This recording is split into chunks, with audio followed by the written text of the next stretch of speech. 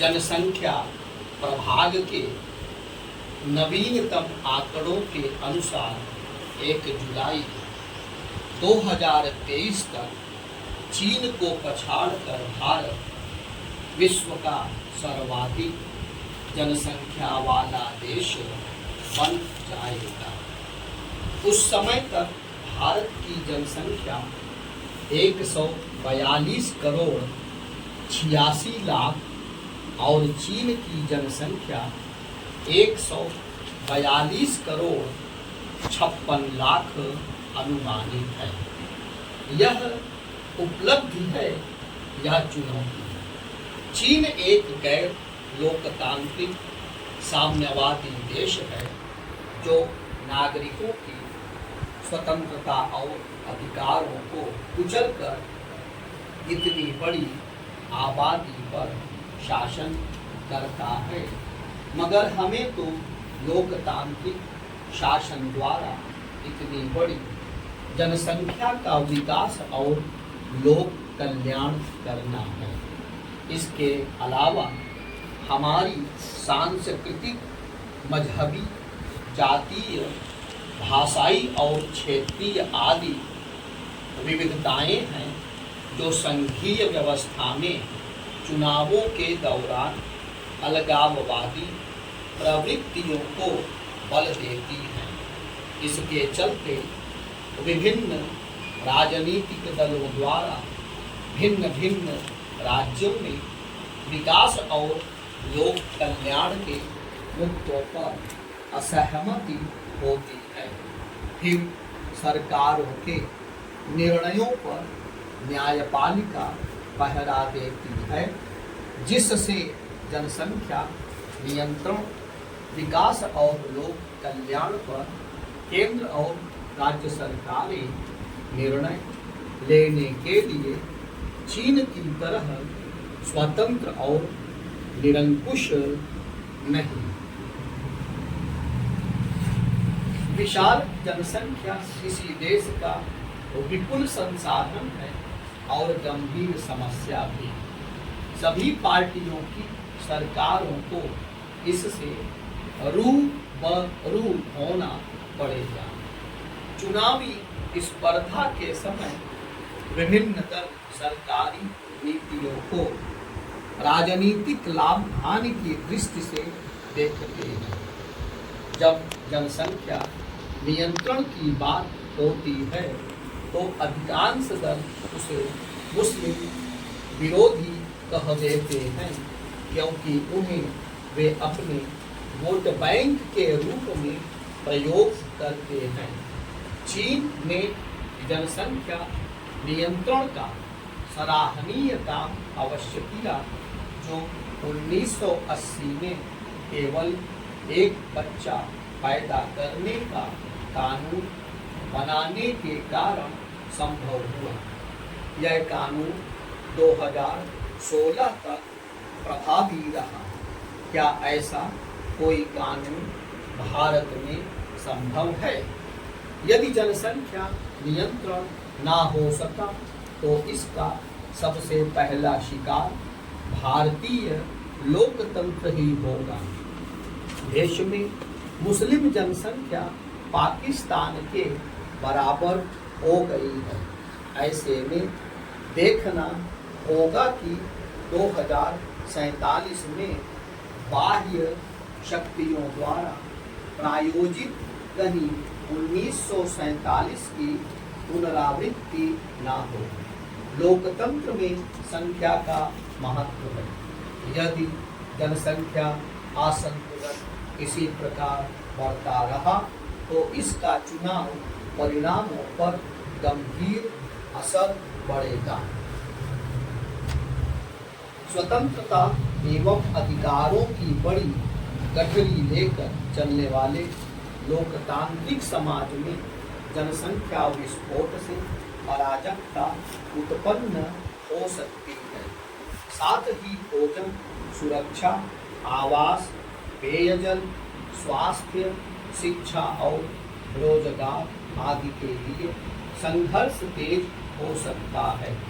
यहाँ तक कि शासन में सैन्य हस्तक्षेप की आशंका भी बढ़ सकती है। आज भी अनेक अवसरों पर सरकार को कानून व्यवस्था बनाए रखने के लिए अर्धसैनिक बलों और कुछ स्थितियों में सैन्य बलों का प्रयोग करना ही पड़ता है। इस प्रवृत्ति पर विराम लगाना होगा। यदि हमें लोकतंत्र को बचाना है तो जनसंख्या नियंत्रण तो करना ही पड़ेगा। बढ़ती जनसंख्या अहम मानव संसाधन भी है। इसमें 68% युवाओं और 48.5% महिलाओं की भागीदारी संकेत करती है कि यदि उनका सदुपयोग किया जाए तो देश विकास की अभूतपूर्व ऊंचाइयां छू सकता है। इसके लिए शिक्षा और स्वास्थ्य में निवेश बढ़ाना होगा। नई शिक्षा नीति का उद्देश्य अच्छा है, मगर उसे जिस ढंग से लागू किया गया उसने अध्ययन अध्यापन को प्रभावित किया है। अब शिक्षा व्यवस्था मात्र परीक्षा केंद्रित बनकर रह गई है। असंख्य स्व वित्तपोषित उच्च शिक्षण संस्थाओं के भारी भ्रष्टाचार के कारण बोगस संस्थानों से निकले छात्र श्रेष्ठ शिक्षण संस्थाओं के छात्रों से ज्यादा अंक प्राप्त कर आगे निकल रहे हैं। क्या यह सब सरकार के संज्ञान में नहीं? शिक्षा व्यवस्था देश को ऐसी फसल दे रही है जिसका दुष्परिणाम भावी पीढ़ियों को भुगतना पड़ेगा। यही बात स्वास्थ्य क्षेत्र में लागू होती है।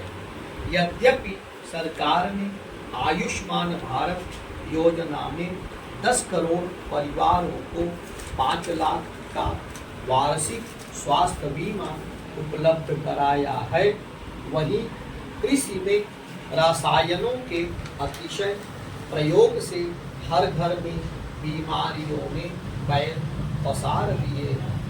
शिक्षा एवं स्वास्थ्य में अमीर और गरीब के लिए समानांतर व्यवस्थाएं पनप गई हैं जो समाज को वर्ग संघर्ष में धकेल कर लोकतंत्र के लिए खतरा बन सकती है। बेतहाशा बढ़ती आबादी रोजगार के लिए भी चुनौती है। किसी पार्टी के पास सबको रोजगार देने का कोई कल्पवृक्ष नहीं। स्वरोजगार ही कारगर विकल्प है जिस पर सरकार गंभीरता से काम कर रही है। इसके बावजूद समस्या गंभीर है। इस कारण बेरोजगार युवा सामाजिक शांति एवं सुरक्षा के लिए संकट बन सकते हैं।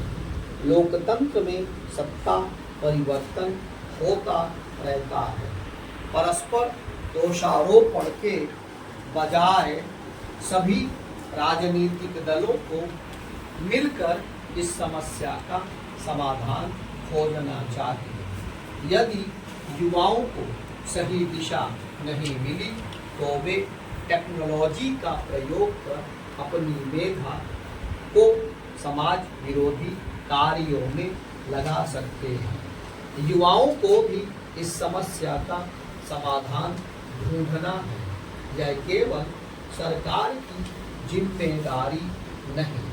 चीन ने इसका समाधान स्वरोजगार में ही तलाशा, लेकिन हमें तो स्वरोजगार के वर्तमान प्रयोगों के अतिरिक्त अन्य विकल्पों जैसे एक परिवार एक रोजगार, शिक्षित युवाओं को बेरोजगारी भत्ता आदि पर भी विचार करना पड़ेगा। केंद्र सरकार की लगभग 700 जिलों में एक जिला एक उत्पाद की अप्रत्याशित सफलता के बाद हरियाणा और उत्तर प्रदेश की एक ब्लॉक एक उत्पाद जैसी योजनाओं को पूरे देश में लागू कर स्वरोजगार के नए नए रास्ते खोजने होंगे। बढ़ती आबादी का देश सबसे ज़्यादा गांवों, छोटे कस्बों, शहरों और बड़े नगरों में देखने को मिलेगा। वहाँ रिहायशी और व्यावसायिक क्षेत्र में अनधिकृत अतिक्रमण, पैदल चलने वालों के साथ यातायात एवं परिवहन को अभी भी बुरी तरह प्रभावित कर रहा है। वहाँ आवास, बिजली, सड़क, हवा और पानी आदि पर समस्याएं उत्पन्न होंगी और संघर्ष बढ़ेंगे। उनसे निपटने के लिए स्थानीय सरकार को सक्रिय, सचेत एवं सशक्त करना होगा ताकि लोक व्यवस्था दुरुस्त रहे और जनसंख्या विस्फोट लोकतांत्रिक व्यवस्था के चरमराने का कारण ना बने। शायद ही हमारे देश का हर बुद्धिजीवी इस बात को अच्छी तरह से जानता हो कि हमारा देश विश्व का सर्वप्रथम परिवार नियोजन की नीति अपनाने वाला देश है, पर दुर्भाग्य यह रहा कि इस योजना पर निष्ठा से अमल किया ही नहीं गया और आज हम जनसंख्या की दृष्टि से विश्व में प्रथम है। यह वरदान है या अभिशाप? यह सर्वविदित है कि संयुक्त राष्ट्र के ताजा अध्ययन में भारत को विश्व का सबसे अधिक आबादी वाला देश घोषित कर दिया है। भारत की वास्तविक आबादी का पता तो जनगणना के बाद ही चलेगा, जो कि 2021 से लंबित है, लेकिन संयुक्त राष्ट्र के आकलन ने विश्व का ध्यान भारत की बढ़ती आबादी की तरफ खींचा है। हम 1960 से 1980 के बीच के उस दौर को नहीं भूल सकते जब राजनीतिक विमर्श यह था कि भारत की विशाल आबादी संसाधनों पर बोझ है और उसे नियंत्रित किया जाना चाहिए। आज भी बहुत से भारतीय यह मानते हैं कि देश की अनेक समस्याओं का कारण भारत की विशाल आबादी है। ऐसे लोग उन नीति नियंताओं को कठघरे में खड़ा करते हैं जिनकी अदूरदर्शिता के कारण आबादी पर अंकुश नहीं लगा और भारत आबादी के मामले में चीन से आगे निकल गया। भारत और चीन में अगर कोई अंतर था तो यह था कि आज़ादी के बाद भारत ने जहां लोकतांत्रिक प्रक्रिया अपनाई, वहीं चीन ने एक पार्टी के शासन को अपनाया। भारत के राजनीतिज्ञों ने लोकतंत्र को अपने ही निजी हित में अधिक उपयोग किया और यह बहाना गढ़ा कि लोकतांत्रिक व्यवस्था में चीजें धीरे काम करती हैं। यह सही नहीं और इसका प्रमाण यह है कि कई लोकतांत्रिक देशों ने उल्लेखनीय प्रगति कर दिखाई है। पिछले कुछ समय से यह विमर्श सामने आया है कि देश की युवा आबादी का सही तरीके से नियोजन किया जाए तो भारत आर्थिक तौर पर एक महाशक्ति बन सकता है। नरेंद्र मोदी तो प्रधानमंत्री बनने के बाद से ही युवा आबादी के डेमोग्राफिक डिविडेंड की बात करते आ रहे हैं। प्रधानमंत्री मोदी लगातार यह कहते रहे हैं कि हमारी युवा आबादी देश की आर्थिक प्रगति की गाथा लिखेगी। निसंदेह ऐसा तभी संभव है जब उसका सही तरह नियोजन किया जाएगा। मोदी सरकार युवा आबादी के नियोजन के लिए लगातार योजनाएं भी बना रही है। इन योजनाओं के सामने सबसे बड़ी चुनौती यह शिक्षा व्यवस्था है जो पटरी से उतरी हुई है। यह ठीक है कि मोदी सरकार एक नई शिक्षा नीति लेकर आई है, पर उसके नतीजे आने में अभी समय लगेगा। आज स्थिति यह है कि कुछ चुनिंदा विश्वविद्यालयों को छोड़कर बाकी सब जगह जो शिक्षा दी जा रही है उससे हमारे युवा सक्षम नहीं बन पा रहे हैं। वे उद्योग व्यापार जगत की जरूरतों और उम्मीदों पर खरे नहीं उतर पा रहे हैं। कौशल विकास के मामले में पिछली सरकारों की शिथिलता आर्थिक विकास के लिए एक चुनौती बनी हुई है। इस चुनौती से पार पाने में लंबा समय लग सकता है। इस चुनौती का सही तरह से सामना करने के लिए नई शिक्षा नीति को ढंग से लागू करने के साथ शिक्षा के आधारभूत ढांचे को ठीक करना होगा। यह सही है कि भारत की आबादी का एक बड़ा हिस्सा युवा है, लेकिन वह भली तरह शिक्षित नहीं है।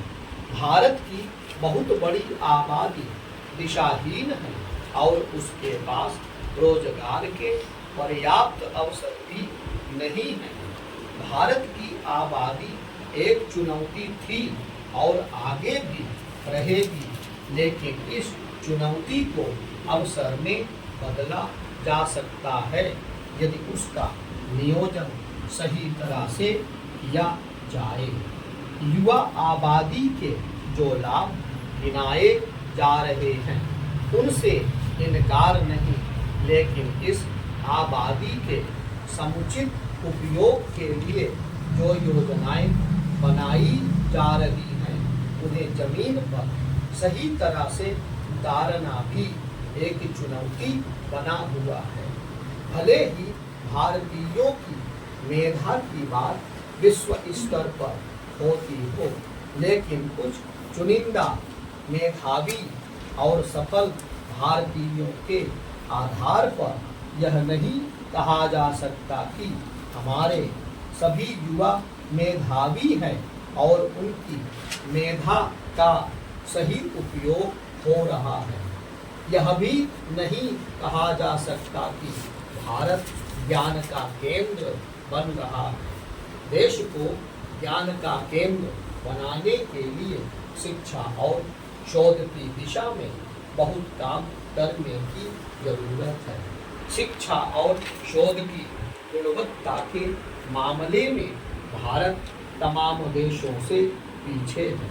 सरकार को इस पर ध्यान देना होगा कि नौकरियों की आस में गांवों से शहर आ रहे युवा किस तरह अपने को इतना सक्षम बनाए कि वे आसानी से रोजगार पा सकें। इस संदर्भ में कौशल विकास के जो कार्यक्रम चल रहे हैं वे अभी प्रभावी सिद्ध नहीं हो पा रहे हैं।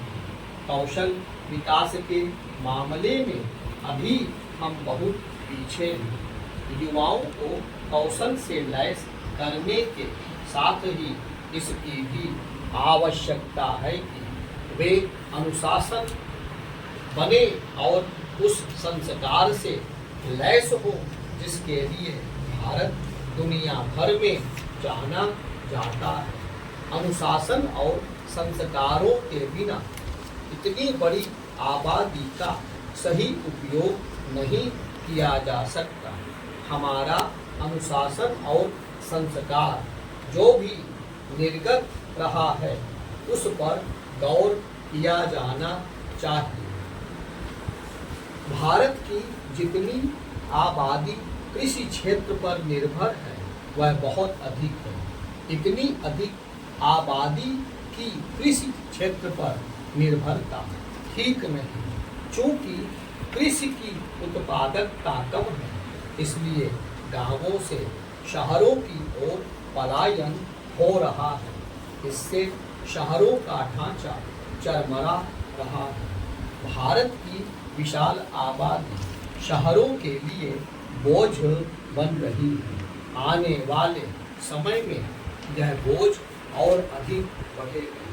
राज्य सरकारों और नगर निकायों की अदूरदर्शिता के कारण शहरों का ढांचा सुधरने का नाम नहीं ले रहा है। शहरों के विकास में जितना भ्रष्टाचार है उसकी मिसाल मिलना मुश्किल है। सरकारी एजेंसियां जिन पर शहरों के नियोजन और विकास की जिम्मेदारी है वे भ्रष्टाचार में लिप्त हैं।